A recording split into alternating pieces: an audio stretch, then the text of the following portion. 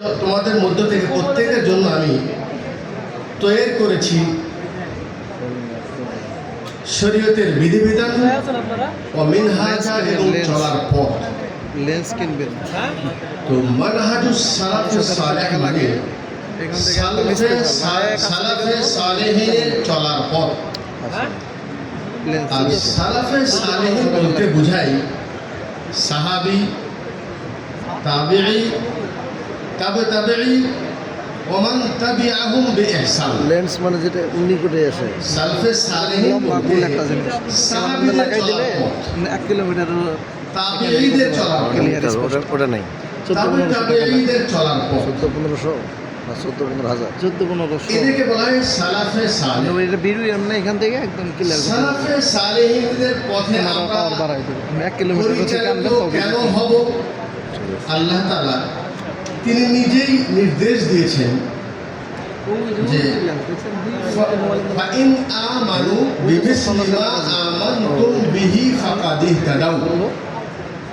Fine আমানু, তারা যদি ঈমান আনে, বিমিসলি মা আমানতুম, হে সাহাবী তোমরা যেভাবে ঈমান এনেছো পরবর্তী গণ যদি তারা ঠিক তোমাদের মতো ঈমান আনতে পারে ফাকাদ ইহতাদাউ, তাহলে তারা হেদায়েত প্রাপ্ত হবে।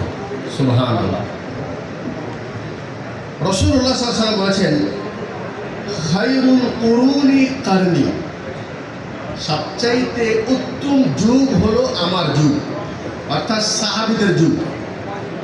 সুম্মাল্লাযীনা ইয়ালুনাহুম, এরপরে তাদের পরে যারা আসবে তাদের যুগ উত্তম। সুম্মাল্লাযীনা ইয়ালুনাহুম, এরপরে তাদের পরে যারা আসবে তারা হলো উত্তম যুগের মানুষ। তো এখানে উত্তম বলেছেন 3টা যুগকে, সাহাবী, তাবেঈ, তাবে তাবেঈর যুগ। আচ্ছা, কোনো ব্যক্তি যদি সাহাবী বা সালাফে সালেহিনদের মানহাজ অনুযায়ী নিজেকে পরিচালিত না করে তাহলে তার কি পরিণাম?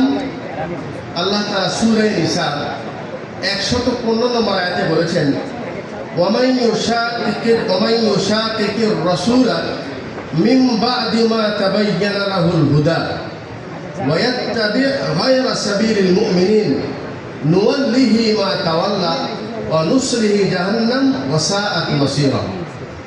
যারা রাসূলের বিরুদ্ধাচরণ করে তাদের সামনে হক সত্য স্পষ্ট হওয়ার পরেও ওয়াত্তাবি গায়রা সাবিলিল মুমিনিন, আর তারা যদি মুমিনদের পথ বাদ দিয়ে অন্য কোনো পথে পরিচালিত হয়, নুওয়াল্লিহি মা তাওয়াল্লা, তাহলে আমরা তাদেরকে পৌঁছিয়ে দেব যেই দিকে তারা ঘুরে যাচ্ছে সেই দিকেই, ওয়া নুসলিহি জাহান্নাম, এবং তাকে আমরা প্রবেশ করাবো জাহান্নামে, ওয়া সাআত মাসীরা, আর সেটা অত্যন্ত খারাপ জায়গা জাহান্নাম।